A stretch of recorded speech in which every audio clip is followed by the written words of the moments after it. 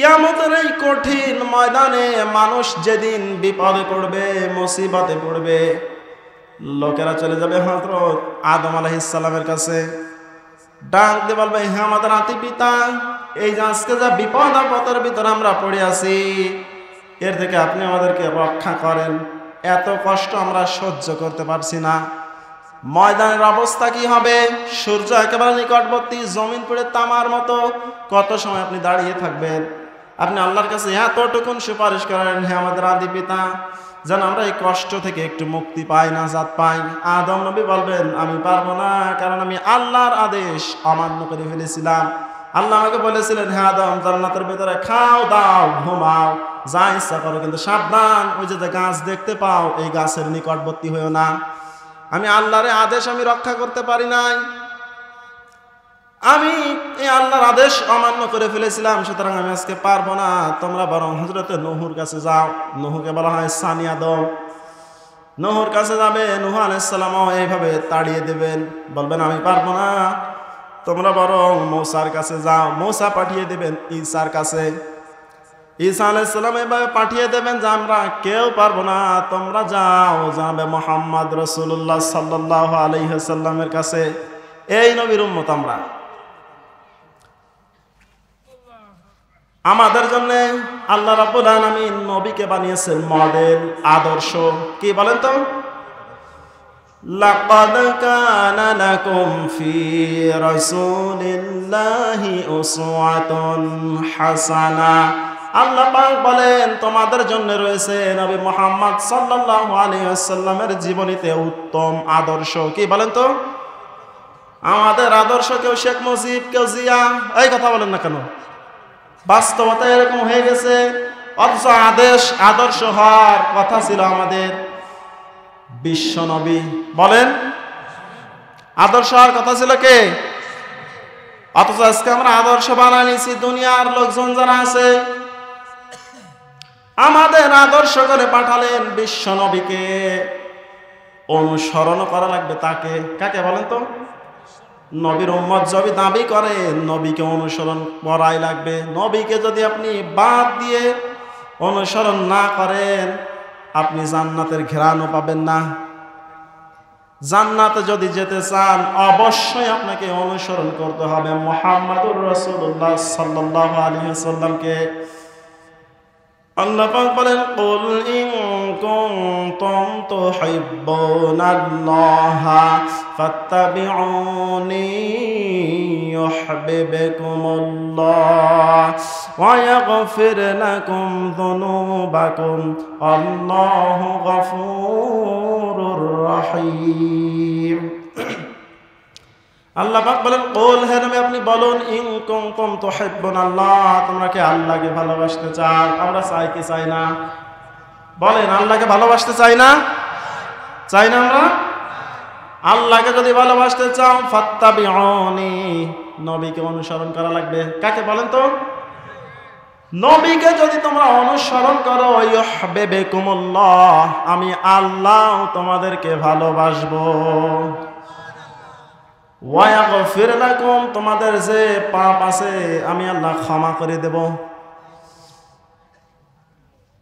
এই জন্য দুনিয়ার হাসানা হচ্ছে বিশ্ব নবীকে নবী হিসাবে পাওয়া।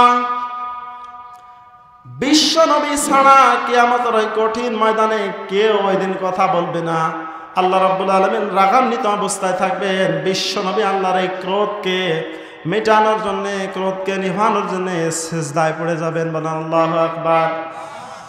সবাই বলতে থাকবে ইয়া নাফসি ইয়া নাফসি, কিন্তু একজন শুধুমাত্র বলবেন রব্বি হাবলি উম্মতি, রব্বি হাবলি উম্মতি, আমার উম্মতকে বাঁচাও। সুবহানাল্লাহ পড়লেন না? বিশ্ব নবীকে নবী হিসাবে পাওয়া, এটা দুনিয়ার হাসানা। 2 নম্বর হচ্ছে কোরআনে কারিমকে সংবিধান হিসাবে পাওয়া, অর্থাৎ কোরআন পাওয়া। কি পাওয়া বলেন তো? কোরআন কার কিতাব? আরো জোরে, কার কিতাব? কোন সন্দেহ আছে? সংশয় আছে? ভেজাল আছে? সন্দেহ করার সুযোগ আছে? আল্লাহ পাক বলেন, লা রাইবা ফি হুদাল লিল মুত্তাকিন, যালিকাল কিতাবু লা রাইবা ফীহি হুদাল লিল মুত্তাকিন। এটি এমন একটি কিতাব যে কিতাবের ভিতরে কোনো সংশয় সন্দেহের অবকাশ নেই। সুবহানাল্লাহ পড়লেন না? দুনিয়াতে আমরা কোনো বই পুস্তক যাই কিছু কিনি, বই পুস্তকের শেষে লেখা থাকে, লেখক লিখে দেয়, পাঠক যদি কোনো ভুল খুঁজে পান আমাদেরকে অবগত করবেন, পরবর্তী সংস্করণের মাধ্যমে সংশোধন করা হবে, লিখে দেয় না? কিন্তু আল্লাহর কিতাব এমন একটা কিতাব যে কিতাবের শুরুতে আল্লাহ বললেন এটি এমন একটি কিতাব যে কিতাবের ভিতরে কোনো সংশয় সন্দেহ কিচ্ছু নেই। বলেন সুবহানাল্লাহ। বরং আল্লাহ চ্যালেঞ্জ দিয়েছেন সূরা বাকারা 23 নম্বর আয়াতের ভিতরে, ওয়া ইন কুনতুম ফি রাইবিম মিম্মা নাযালনা আলা আবদিনা ফাতু বিসূরাতিম মিন মিসলিহি ওয়াদউ শুহাদাআকুম মিন দুনিল্লাহি ইন কুনতুম সাদিকিন। আল্লাহর কিতাব নিয়ে তোমাদের যদি সংশয় সন্দেহ হয় তাহলে তোমরা কোরআনের যে সূরা আছে এই সূরার ভিতরে সবচাইতে যে ছোট্ট সূরা, এই ছোট্ট সূরার মতো একটা সূরা আনয়ন করো। আল্লাহ রাব্বুল আলামিন চ্যালেঞ্জ ছুড়ে দিয়েছিলেন। ওই সময় আরবে যারা ছিল, মক্কায় যারা বসবাস করতো, তাদের ভাষা কিন্তু আরবি ছিল। কি ছিল বলেন তো? ওরা কিন্তু বুঝতো, আরবিতে কিছু একটা লিখে দিলে তো হয়ে যেত নাকি? আল্লাহ রাব্বুল আলামিন সেদিন চ্যালেঞ্জ দিয়ে দিলেন। ওই সময়ের একজন বিখ্যাত কবির নাম ছিল লবিদ। শেষ পর্যন্ত কোরআনের মতো সূরা তো বানাতেই পারে নাই। শেষ পর্যন্ত ওই সময় কাবা ঘরে সূরা কাউসার লিখে ঝুলিয়ে রাখা হয়েছিল, যে অন্তত সূরা কাউসার তো সবচেয়ে ছোট, এর মতো একটা বানাও। পারে নাই। নিচে লিখে দিয়েছে লাইসা হাদা বিকালামিল বাশার, এটা কোনো মানুষের কথা নয়, এটা মহান আল্লাহর বাণী। সুবহানাল্লাহ পড়লেন না? এই জন্য 1 নম্বর হচ্ছে বিশ্বনবীকে পাওয়া, 2 নম্বর হচ্ছে কোরআনে কারিম পাওয়া। আলিফ লাম রা কিতাবুন আনজালনা ইলাইকা লিতুখরিজান নাসা মিনাল যুলুমাতি ইলান নূর। আল্লাহ পাক বলেন এই কিতাব কোরআনে কারিমকে আমি নাজিল করেছি কি কারণে জানো? লিতুখরিজান নাসা মিনাল যুলুমাতি ইলান নূর, মানুষদেরকে অন্ধকারের পথ থেকে আলোর দিকে নিয়ে আসার জন্য। আল্লাহ রাব্বুল আলামিন মানুষদেরকে অন্ধকারের পথ থেকে আলোর দিকে নিয়ে আসার জন্য কোরআনে কারিমকে নাজিল করলেন। লিতুখরিজান নাসা মিনাল যুলুমাতি ইলান নূর। দুনিয়ার হাসানা কয়টা বলেন? ভুলে গেছেন? দেখছেন, সারা জীবন তো ঘটনা শুনে অভ্যস্ত আমরা। হুজুর ঘটনা ধরবে আর আপনারা ঘুমাবেন, বাড়ি যাওয়ার সময় করেন ওয়াজ শুনেছি। কি ওয়াজ? খুব ভালো ওয়াজ করেছে। যদি বলে কি ওয়াজ শুনলেন, নেই, জানেন না। যা শোনেন একটু খেয়াল করেন যে বাড়ি পর্যন্ত যাওয়া যায় নাকি? মাঠেই যদি মারা যায় কাজ হইল। আমরা শুনবো এবং আমল করার চেষ্টা করবো ইনশাআল্লাহ। জোরে বলেন দুনিয়ার হাসানা কয়টা? 1 নম্বরে বিশ্বনবীকে পাওয়া, 2 নম্বরে কোরআনে কারিম পাওয়া, 3 নম্বরে উত্তম রিজিক পাওয়া বা হালাল রিজিক পাওয়া। রিজিকের মালিক কে? আরো জোরে কে? সংশয় আছে কোনো? সন্দেহ আছে? আল্লাহ পাক বলেন ওয়া মা মিন দাব্বাতিন ফিল আরদি ইল্লা আলাল্লাহি রিজকুহা। আল্লাহ পাক বলেন পৃথিবীতে এমন কোন বিচরণশীল প্রাণী নেই যার রিজিকের দায়িত্ব আমি আল্লাহ নেই নাই। রিজিকের দায়িত্ব কার?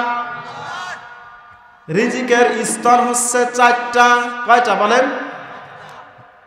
রিজিকের সর্বোচ্চ স্তর হচ্ছে শারীরিক এবং মানসিক সুস্থতা। কে বলেন তো?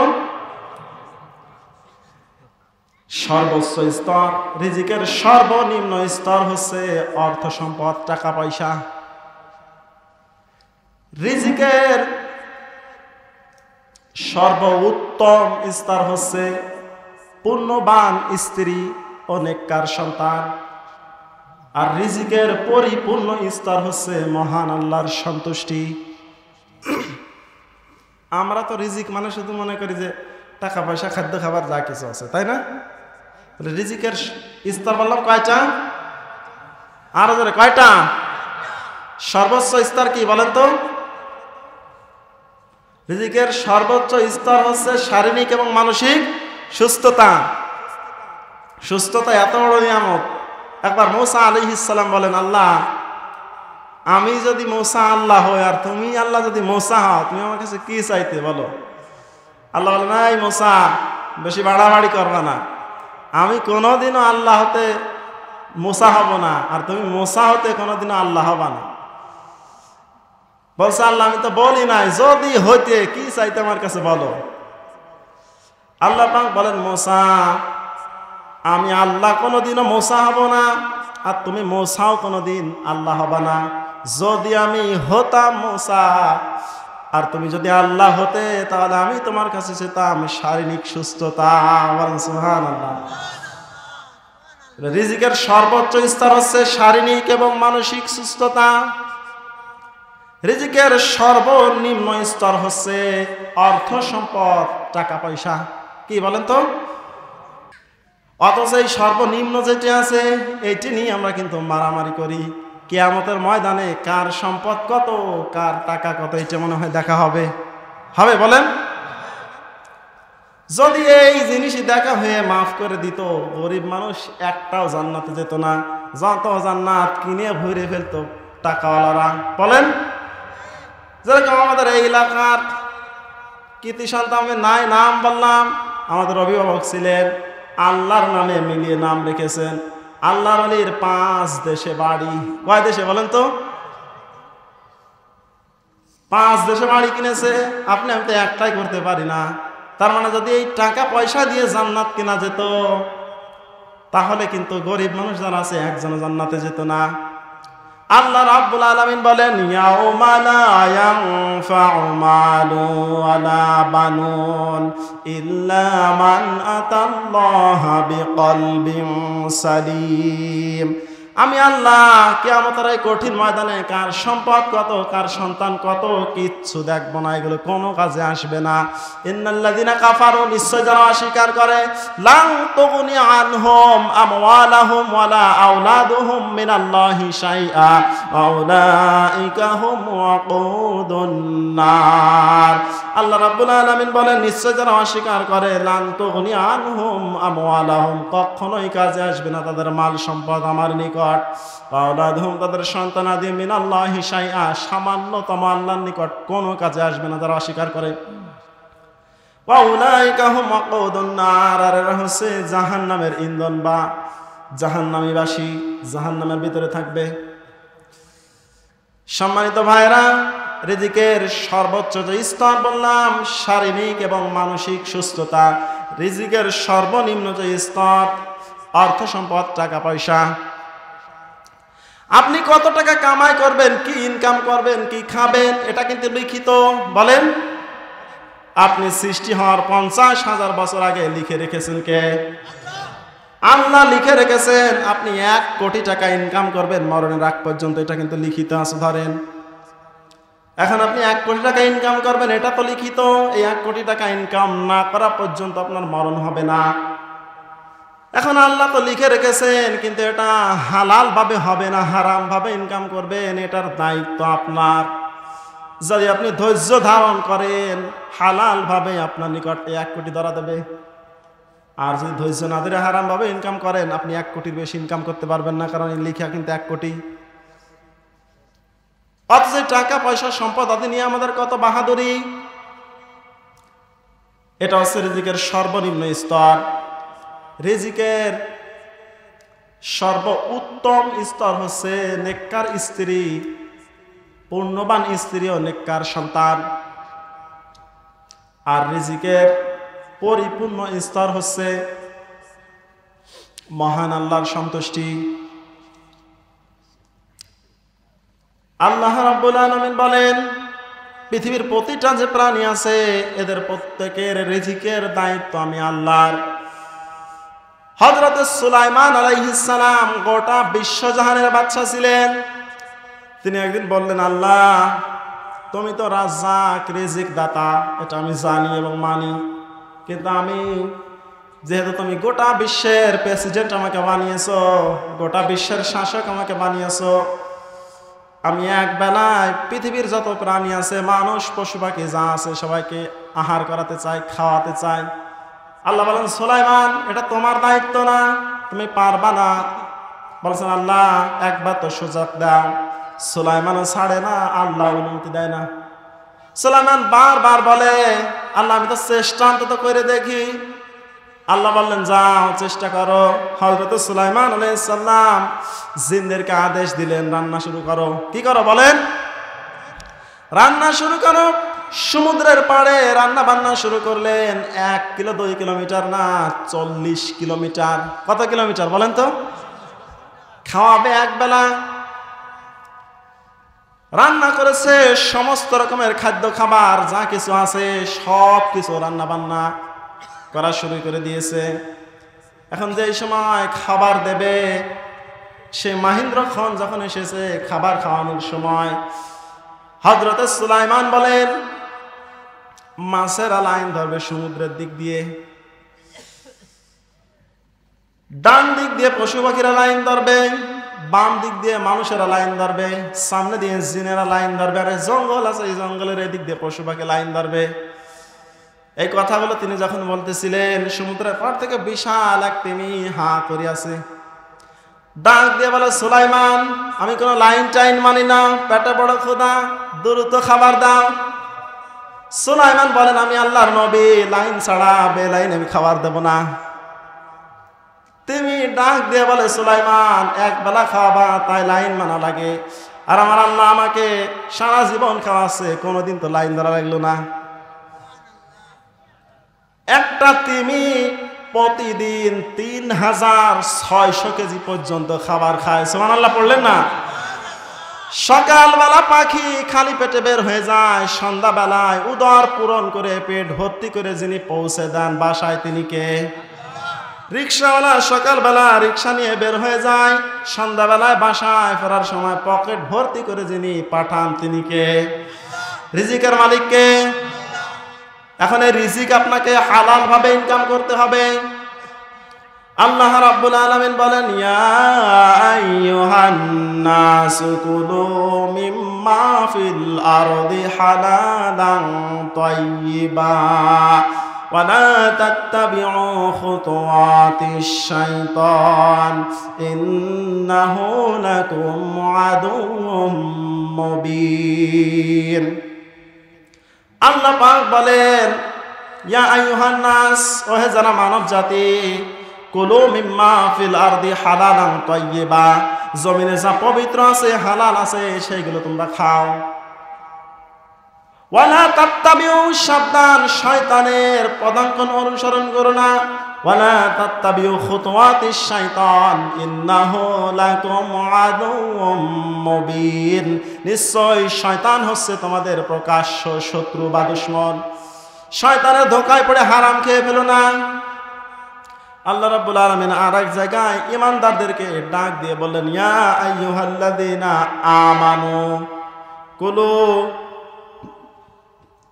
মিন তাইয়্যিবাতি মা রাযাকনাকুম ওয়াশকুরু লিল্লাহ ইন কুনতুম ইয়াহু তা'বুদুন। তোমরা খাও যে পবিত্র আছে, পবিত্র খাবার, এইগুলো থেকে তোমরা আহার করো এবং তোমরা আমি আল্লাহর শুকরিয়া আদায় করো, আমি আল্লাহর ইবাদত করো। বলেন না সুবহানাল্লাহ। তিমি মাছ কি করে আছে ভুলে গেছেন নাকি? মাছ কিন্তু ভোলা যাবে না। তিমি কি করে আছে? আরো জোরে। সুলাইমান বলে, লাইনে খাড়াও, নাই কিন্তু আমি দেব না। আর তিমি বলে, আমি কিন্তু লাইনে দাঁড়াবো না, পেটে অনেক ক্ষুধা, দ্রুত দাও। তিমি মাছ ডাক দিয়ে বলে, সুলাইমান আজকে যদি ক্ষুধার যন্ত্রণায় আমি মারা যাই, তিমি আল্লাহর দরবারে আমি মারা যাওয়ার অভিযোগ তোমার কাছে চাপাবো। সুলাইমান নবী তো এইবার চিন্তা করছে, তিমি যদি সত্যি ক্ষুধার যন্ত্রণায় মারা যায়, আমি সুলাইমানের তো হিসাব দেওয়া লাগবে আল্লাহর দরবারে। বলেন ঠিক কিনা? তিমি আছে হা করে। সুলাইমান এবার বলে, আচ্ছা ঠিক আছে, সবার জন্য লাইন, এই তিমির জন্য বেলাইন। তিমি হা করে আছে, বলে রান্না বান্না যা কিছু করছো দেওয়া শুরু করো। সুলাইমান মনে করছে যে আফ্রিকার জঙ্গলের বড় বড় যে গরু ফ্রাই করা আছে ওখান থেকে মানে দুই একটা মেরে দিলি শেষ হয়ে যাবে। তিমি হা করে আছে, মারো জিনদের দিয়ে অর্ডার দিছে, জিনারা মারা শুরু করছেন, তিমি কিন্তু হা করে আছে। খাবার দেওয়া শুরু করে, তিমি হা করে আছে। ইন দ্য মিন টাইম 1 কিলোমিটারের খাবার শেষ। বলেন সুবহানাল্লাহ। তিমি কি করে আছে?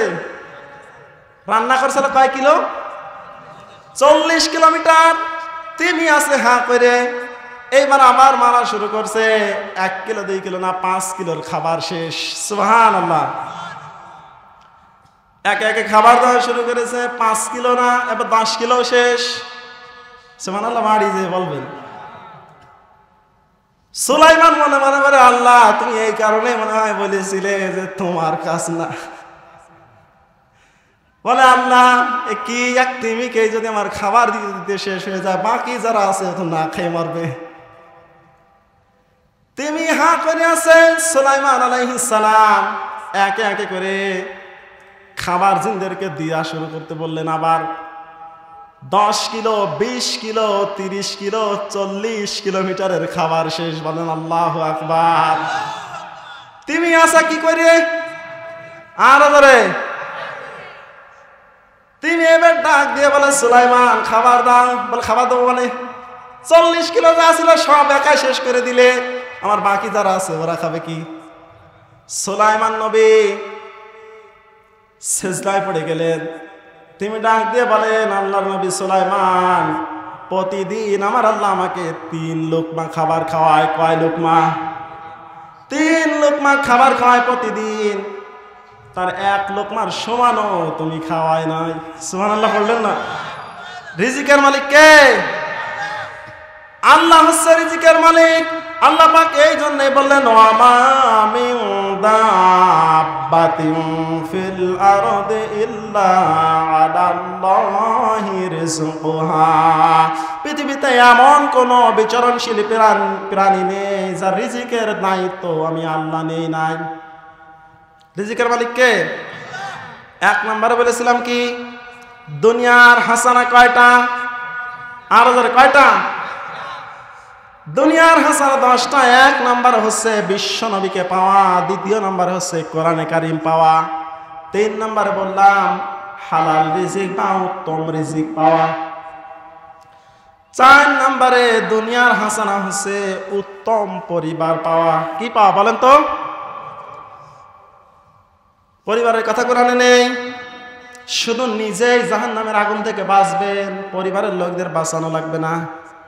আল্লাহ পাক বলেন, ইয়া আইয়ুহাল্লাযীনা আমানু, ওহে যারা ঈমান এনেছো, কু আনফুসাকুম ওয়া আহলিকুম নারা, নিজে শুধু জাহান্নামের আগুন থেকে বাঁচলে হবে না, তোমার আহাল পরিবার যারা আছে ওদেরকেও জাহান্নামের আগুন থেকে বাঁচাও। আদেশ কার? দুনিয়ার হাসানা কয় নাম্বার? কয় নাম্বার বললাম? পরিবার ভালো হওয়া 4 নম্বরে। আল্লাহ রাব্বুল আলামিন বলছেন কোরআনুল কারীমের ভিতরে, রব্বানা হাব লানা মিন আজওয়াজিনা যুররিয়াতিনা কুররাতা আ'য়ুনিন ওয়াজআলনা লিল মুত্তাকিনা ইমামা। আল্লাহ পাক চেতে বলেছেন আল্লাহর কাছে, রব্বানা হাব লানা মিন আজওয়াজিনা, হে আল্লাহ তাআলা তুমি আমাদেরকে এমন সন্তান এমন স্ত্রী আমাদেরকে দান করো যাদের দেখলে আমাদের চক্ষু শীতল হয়ে যায়। সুবহানাল্লাহ বললেন না? এমন সন্তান স্ত্রী দান করো যাদের দেখলে আমাদের চক্ষু শীতল হয়ে যায়, এবং তুমি আমাদেরকে মুত্তাকিদের ইমাম বানাও তাদেরকে। সুবহানাল্লাহ বললেন না? এই জন্য উত্তম পরিবার পাওয়া, উত্তম পরিবার ওইটা যেই বাড়ির বউ কথা শোনে না, নাকি? হ্যাঁ, উত্তম পরিবার, পরিবারের ভিতরে অশান্তি লাগার পিছনে আজকে ম্যাক্সিমাম জায়গায় দেখা যাচ্ছে স্বামী স্ত্রীর ভিতরে গন্ডগোল আছে না? ঘরে ঘরে মা বোন যারা এসেছেন, শুধু যদি এনাদেরকে শোনায়, আপনাদেরও তো কিছু হক আছে। শেষে বলবেন হুজুর এসে গেছে, শুধু পুরুষদেরই ওয়াজ করে গেছে, আমাদের একবার মাঠে মারছে। আপনারা এবার শুনেন, আল্লাহ রাব্বুল আলামিন বলেন 6 প্রকারের নারী আছে যাদেরকে জাহান্নামে দেবে। কয় প্রকার? প্যান্ডেলে যে সমস্ত মা বোনেরা আছেন, এই 6টা দোন বা গোশ যদি আপনার ভিতরে এই দোষগুলো যদি থাকে, সংশোধন হন, আপনি নয় জাহান্নামী হয়ে যাবেন। 1 নম্বরে, যে সকল নারীরা মাথার চুল খোলা রাখে। কি রাখে বলেন তো? এ যাবে কোন জায়গা? মাথা চুল খুলে আপনি রাখবেন শুধুমাত্র স্বামীর সামনে। কার সামনে বলেন? আর খুলে রাখছে কোন জায়গায়? রাস্তাঘাটে বের হয়ে গেল, ওরে বাবা চুল কি আখেরি চুল আছে না? চুল যদি অন্য মানুষ দেখে, অন্য পর পুরুষ দেখে, কিয়ামতের মাঠে কিন্তু ওই চুলগুলো সাপের রূপ ধারণ করবে। সাপ ওই দিন ঠোকর মারবে, ওই দিন বুঝবেন। এই জন্য রাস্তাঘাটে যেন কোনো জায়গায় বের আপনি পর্দার সাথে বের হবেন, আপনার চুল যেন কোনো পর পুরুষ না দেখে। 2 নম্বরে, স্বামীকে অসম্মান করা। যারা স্বামীকে অসম্মান করে এরা যাবে কোন জায়গায়? এইবার তো এরা খুশি, বর কথা করছে তো, স্বামী যারা আছে এরা খুব খুশি। স্বামীকে আপনাকে সম্মান করা লাগবে, শ্রদ্ধা করা লাগবে। 3 নম্বরে, স্বামী ব্যতীত যারা অন্য পুরুষের সাথে গল্প গুজব করে, এরকম বউ তো নেই। আছে মানে নাম ধরা লাগবে, যে কত মানুষ বসে আছে এই রোগীর স্বামী। স্বামী থাকে বাইরে আর পুটুর পুটুর করে দেবর বা অন্য মানুষের সাথে। স্বামী বিদেশ থাকে আর ওনার লাইন বিকাশের দোকানদারের সাথে। কি বানাচ্ছি নাকি আমি? এ ঘটছে। 4 নম্বরে, যারা অপবিত্রতা থেকে পবিত্র হতে অলসতা করে। আপনাদের এটা বোঝা লাগবে না, যাদের বোঝা বুঝে নিক। 5 নম্বরে, মিথ্যা কসম করে যে সমস্ত নারীরা।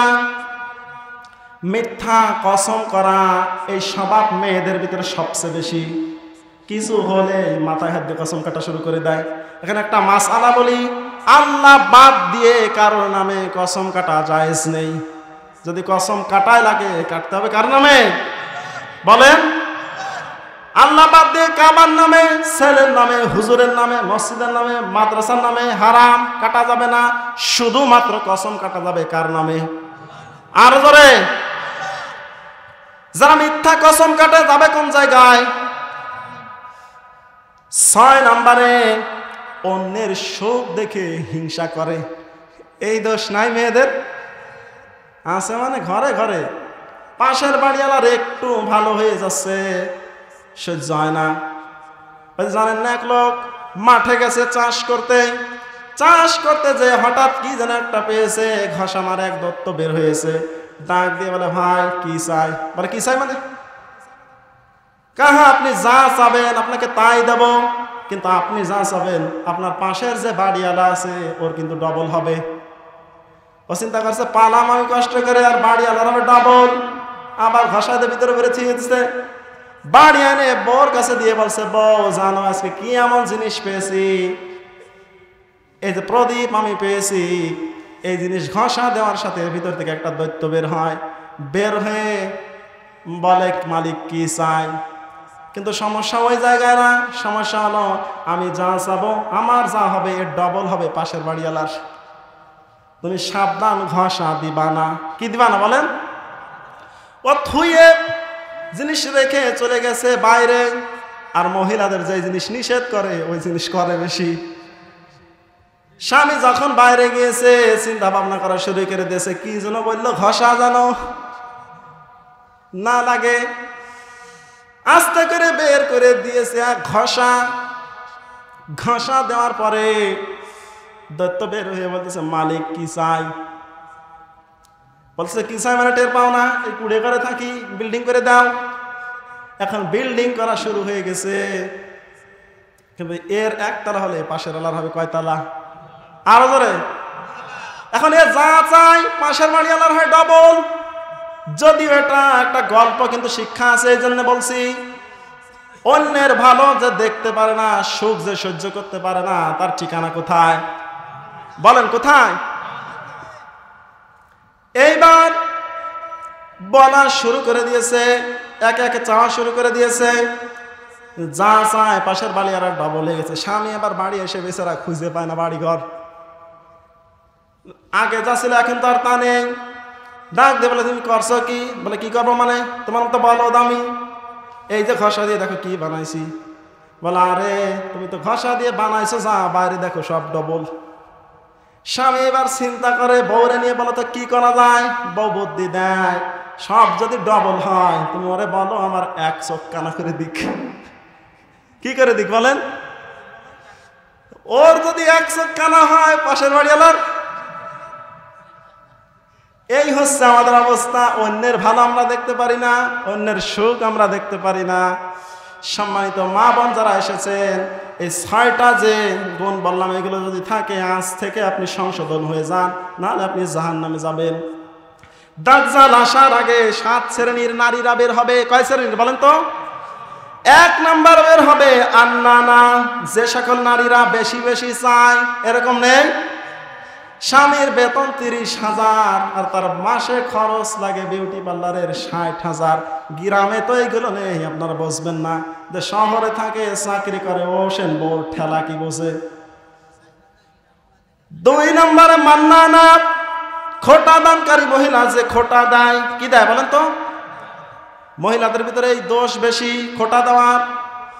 3 নম্বরে হান্নানা, যে নারী স্বামীর খেদমত করে না। যদি বলে, রাবে আর মা 1 গ্লাস পানি ঢালো তো, বলে ঢাইলিয়ে খাও, পারবো না। আছে না নাই? মা বোন যারা এসেছেন, আপনি কিন্তু দাজ্জালের অনুসারী হয়ে যাবেন। 4 নম্বরে কান্নানা, অহংকার প্রকাশকারী মহিলা। কি বলেন তো? অহংকার প্রকাশ করে কথায় কথায়। কিছু বললে বলে, তুমি আমার ছেলে, আমি কার মেয়ে? আমার বাবা চেয়ারম্যান, আমার বাবা ওসি, আমার ভাইয়ের কিন্তু এরকম ক্ষমতা। কথা যদি বেশি বলো, তোমার কিন্তু খবর আছে। অহংকার প্রকাশ করে যারা। 5 নম্বরে হাদ্দাক, স্বামীর পছন্দের গুরুত্ব দেয় না। স্বামী যদি কোনো কিছু এনে দেয়, পছন্দ করে দেয়, গুরুত্ব দেয় না। এরকম মেয়ে মানুষ নেই? জোরে বলেন, আছে না নাই? 6 নম্বরে সাদ্দাক, স্বামীকে হারাম উপার্জনে উৎসাহ দেয়। আজকে অনেক স্বামী যারা আছে চায় আমরা একটু হালাল থাকি, কিন্তু বউ বারবার খোঁচায়, তোমার বেতন 30, ওই পাশের বাড়িওয়ালা ও তো বেতন 30, ওর বউ এই পায়, ও এত কিছু করে, আর তুমি এই সব থেকে 30,000 টাকা আমাদের সংসারই চলে না। আসলে ও যে এত কিছু করো, কিন্তু ঘুষ খায়। কি খায় বলেন? এই যে বউ বারবার খোঁচায়, খালে কি হয়ে যাবে? মরার আগে একটু তওবা ইস্তেগফার করে ভালো হয়ে যাবা, একটু খাও, অন্তত দুনিয়া আরামে থাকতে পারবো। এই যে স্বামী রেখে উৎসাহ দেয় হারাম ইনকামের জন্য, এই মহিলা হচ্ছে দাজ্জালের অনুসারী। কি বলেন তো? 7 নাম্বার হচ্ছে বাররাক, স্বামীকে ধরে পিটায়। কি করে বলেন? গ্রামে নেই, আমার জীবনে দেখা আছে, বউদের টুল দিয়ে আচ্ছা পিটান পিটাচ্ছে, বেচারা স্বামী কিচ্ছু করার উপায় নেই। স্বামীকে পিটিয়েছিল 1 নম্বরে। দুনিয়ার ময়দানে আমরা কোরআন এবং হাদিস থেকে জানতে পাই, আবু জেহেলের স্ত্রী নাকেরা পিটাইতো। মা বোন যারা আছে, স্বামীর খেদমত করবেন। আর যদি আপনি স্বামীকে মারেন, পিটান, আপনার ঠিকানা কিন্তু কোন জায়গায়? এখন শুধু জাহান্নামে যদি পাঠায় দিয়ে চলে যায়, বলবে হুজুর আসলো, জাহান্নামে আমাদের সব পাঠায় দিয়ে চলে গেছে, জান্নাতের কোনো কথা বললো না। এই যে খাসলত দোষগুলো বললাম, এগুলো হচ্ছে জাহান্নামে যাওয়ার দোষ বা গুণ, কিন্তু জান্নাতে যাওয়ার জন্য মা বোনদের জন্য সহজ। বলি সুবহানাল্লাহ। আল্লাহর নবী বলেন, 4টা কাজ যদি কোনো মা বোনেরা করে, মেয়েরা করে, আল্লাহ রাব্বুল আলামিন তাদের জন্য জান্নাতের 8টা দরজা খুলে দেয়। সুবহানাল্লাহ বললেন না? মানে এত সময় বলছি তো তাদের শুধু দোষ, খুব ভালো লাগছে, জান্নাতের কথা যাই বলছি মুখ আটকে গেছে। জোরে বলেন সুবহানাল্লাহ। ঠিক আছে ভাই। 1 নাম্বার হচ্ছে যে সমস্ত নারীরা 5 ওয়াক্ত নামাজ পড়বে, কি করবে বলেন?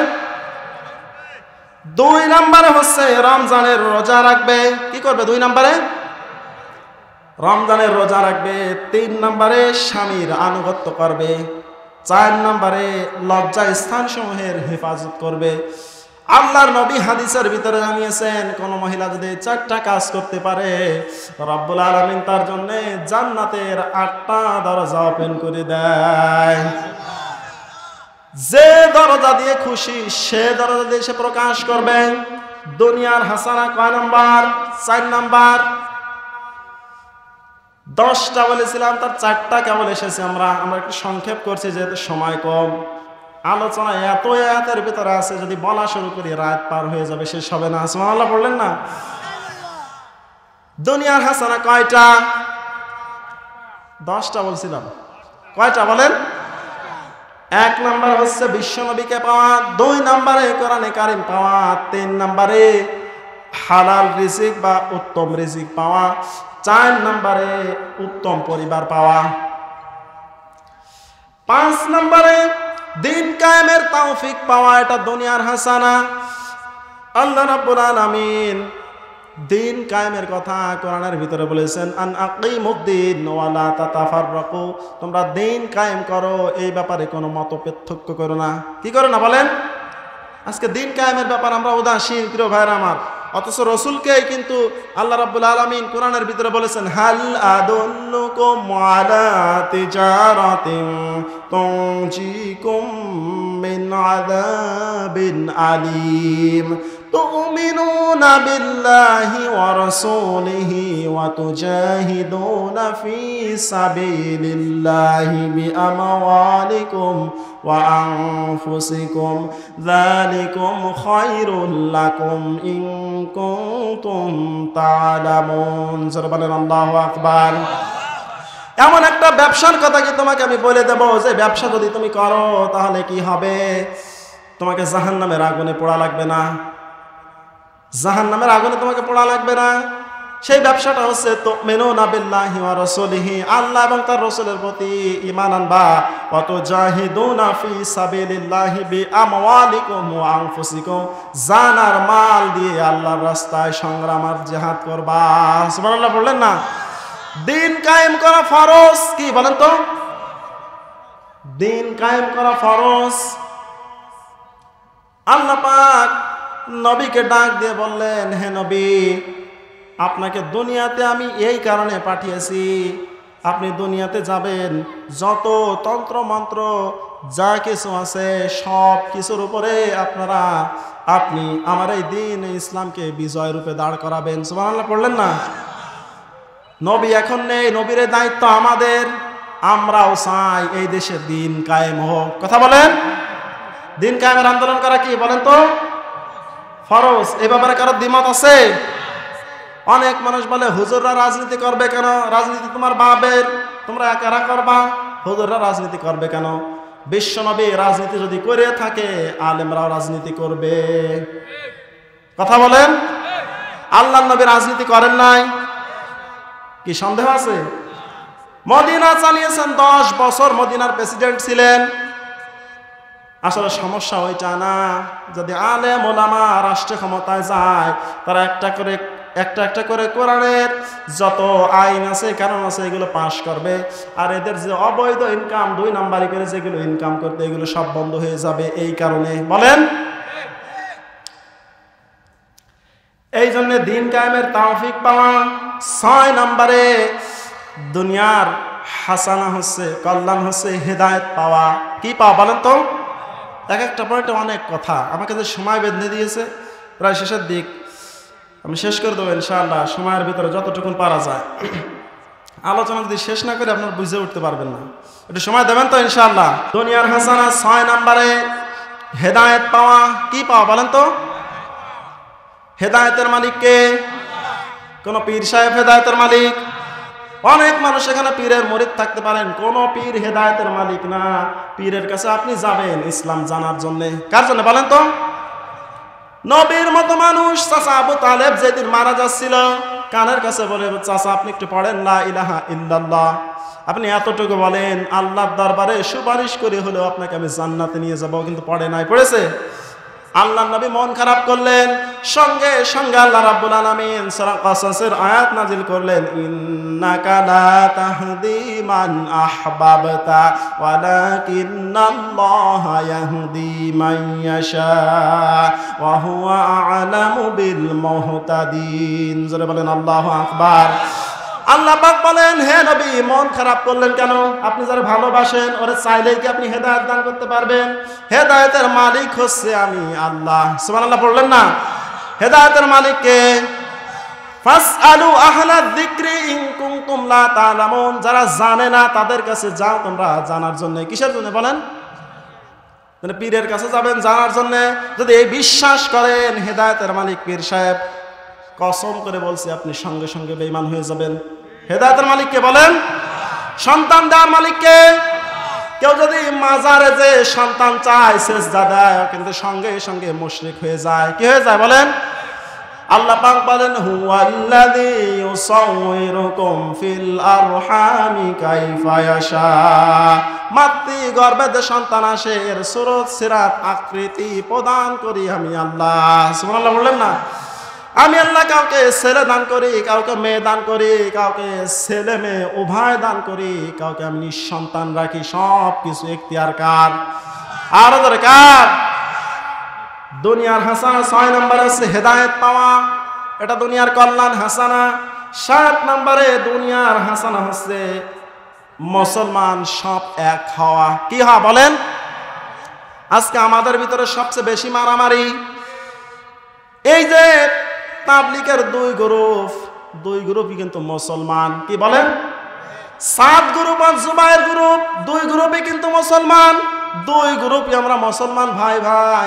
আল মুসলিম আখুল মুসলিম, ভাই ভাই হওয়ার শর্তেও কিন্তু আমরা একে অপরের প্রতি বিভেদ তৈরি হয়ে গেছে। শুধু তারা না, এরকম অনেক জায়গায় আছে মুসলমান দিন দিন আলাদা হয়ে যাচ্ছে। মুসলমান এক হতে হবে সবাই। কি হতে হবে বলেন তো? আল্লাহ পাক বলেন, ওয়াতাসিমু বিহাবলিল্লাহি জামিআন ওয়া লা তাফাররাকু। আল্লাহ পাক বলেন সবাই ঐক্যবদ্ধভাবে আমি আল্লাহর রাসূল কোরআনকে আঁকড়ে ধরো। কি ধরো বলেন তো? ঐক্যবদ্ধ হতে হবে। আদেশ কার? দলাদলি করা এটা ভালো স্বভাব না। মুসলমান যারা আছে এরা হবে ঐক্যবদ্ধ। কি হবে বলেন তো? আল্লাহর নবী বলেন, কুল্লু উম্মতি ইয়াদখুলুনাল জান্নাহ ইল্লা মান আবা। কিলা ওয়া মান আবা? ক্বালা মান আতাআনি দাখালাল জান্নাহ ওয়া মান আসানি ফাকাদ আবা। বিশ্বনবী বলেন আমার সব উম্মতি জান্নাতে যাবে। সুবহানাল্লাহ পড়লেন না? সব জান্নাতে চলে গেলাম না বলে শেষ। কুল্লু উম্মতি ইয়াদখুলুনাল জান্নাহ, আমার সব উম্মতে জান্নাতে যাবে। কিলা ওয়া মান আবা, কিন্তু যারা আবা এরা ব্যতীত। আবা কারা? সাহাবারা জিজ্ঞেস করলেন, ইয়া রাসূলুল্লাহ আবা কারা? নবীজি বললেন, ক্বালা মান আতাআনি দাখালাল জান্নাহ। যে ব্যক্তি আমি রাসূলের আনুগত্য করবে, ইত্তেবা করবে, অনুসরণ করবে, সে জান্নাতে প্রবেশ করবে। ওয়া মান আসানি, আর যে ব্যক্তি আমার অনুসরণ করবে না সে হচ্ছে আবা। কি বলেন তো? লিল্লাহি তাকবীর, লিল্লাহি তাকবীর। প্রধান বক্তার আগমন, আলহাজ হযরত মাওলানা ইউনুস আলী সাহেবের আগমন। মাহফিলের পক্ষ থেকে, বনচাকির পক্ষ থেকে লিল্লাহি তাকবীর। আমার ভাইরা, দুনিয়ার হাসানা 10টা, তার ভিতরে আমি এসেছিলাম 7 নম্বরে সব মুসলিম এক হওয়া, 8 নম্বরে নেক আমলের তৌফিক পাওয়া। আমি পয়েন্টগুলো সংক্ষেপে দিয়ে একেবারে শেষ করে দিচ্ছি। যেহেতু আলোচক এসেছেন ওনাকে বসিয়ে রেখে আমি কথা বলবো না। নিয়ম হচ্ছে যদি কোনো আলোচক এসে যায় তাকে দিয়ে দেওয়া। হাজর যদি একটু সময় দেন আমি এই পয়েন্টগুলো শেষ করতাম। জি, দুনিয়ার হাসানা 10টা, 7 নাম্বার হচ্ছে সমস্ত মুসলিম এক হওয়া। 8 নাম্বার হচ্ছে নেক আমলের তৌফিক পাওয়া। কি করা বলেন তো? নেক আমলের তৌফিক পাওয়া। 9 নাম্বার হচ্ছে সত্যের উপর প্রতিষ্ঠা থাকা। সত্যের উপর কি থাকা বলেন তো? সত্যের উপরে প্রতিষ্ঠা থাকা, এটা সবচাইতে কঠিন কাজ। ইন্নাল্লাযীনা ক্বালু রাব্বুনাল্লাহু সুম্মা ইসতাকামু তাতানাজ্জালু আলাইহিমুল মালায়েকা আল্লা তাখাফু ওয়া লা তাহজানু ওয়া আবশিরু বিল জান্নাতিল্লাতী কুনতুম তুআদুন। আল্লাহ পাক বলেন, যারা এই কথা বলে যে আমাদের রব আল্লাহ, কি বলেন? এই কথা শুধু বলে না, সুম্মা ইসতাকামু, এই কথার উপরে ইস্তেকামাত থাকে। কি কাকে বলেন তো? রবকে রব বলে রবের পথে ইস্তেকামাত থাকা অনেক কঠিন। রবকে রব বলেছিলেন সাহাবারা, তারা ইস্তেকামাত ছিলেন এই পথের উপরে। তাদের কাউকে ফাঁসিতে ঝুলিয়ে মারা হয়েছে, কাউকে অন্যায়ভাবে এরকম লোহার অঙ্গারের ভিতর দিয়ে টানা হয়েছে। কথা বলেন? আজও যারা এই পৃথিবীর ময়দানে আল্লাহকে রব বলে মানে এবং রবের পথে ইস্তেকামাত থাকে, তাদেরকেও অন্যায়ভাবে ফাঁসি দেওয়া হচ্ছে। দেওয়া হয়নি? আমাদের এই দেশেই ছিল আমাদের নয়নের মণি আল্লামা সাঈদী। কোরআনের কথা তিনি বলতেন, এই একটা মাত্র অপরাধ। এই কথা বলেন না কেন? তিনি আমাদের নয়নের মণি ছিলেন। 50টা বছর কোরআনের তাফসীর তিনি করেছিলেন। জালেমরা সহ্য করতে পারে নাই, তার ফাঁসির রায় পর্যন্ত কিন্তু তারা দিয়ে দিয়েছিল। বলেন, এই দেশের তাওহীদের জনতা মানতে পারেন নাই, জীবন দিয়ে দিয়েছেন। শেষ পর্যন্ত আমরণ কারাদণ্ড তাকে দিয়ে দিয়েছে।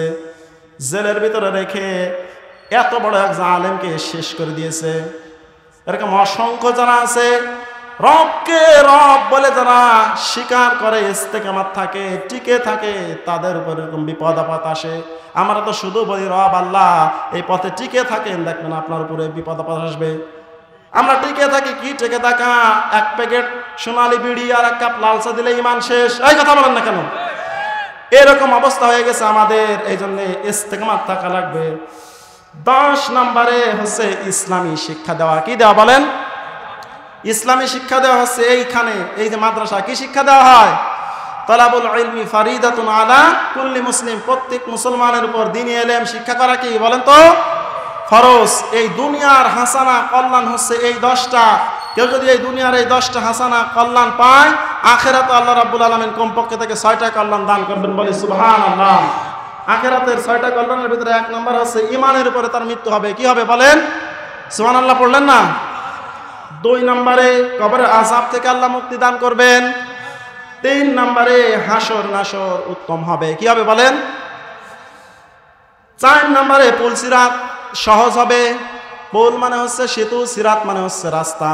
সেতুর যে রাস্তা হবে, এটা হবে জান্নাতের, একেবারে কিয়ামতের এই মাঠ থেকে জান্নাত পর্যন্ত, এবং এরকম জাহান্নামের উপর দিয়ে যাবে। পুল সিরাতের রাস্তা হবে চুলের চেয়েও চিকুন, তরবারির চেয়েও ধারানো।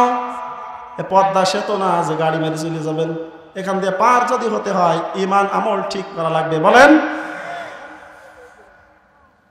5 নম্বরে রব্বুল আলামিন তাদেরকে জান্নাত দান করবেন। সুবহানাল্লাহ বলেন না? পুল সিরাত পার হয়ে যাবে কোথায়?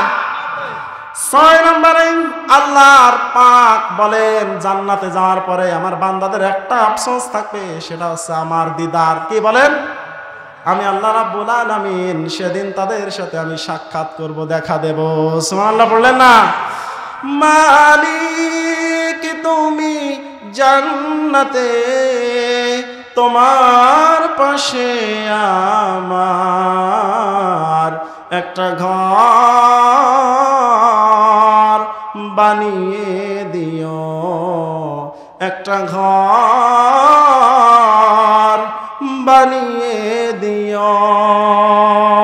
বলেন সুবহানাল্লাহ। আল্লাহ রাব্বুল আলামিন বলেন, রব্বানা আতিনা ফিদ দুনিয়া হাসানা।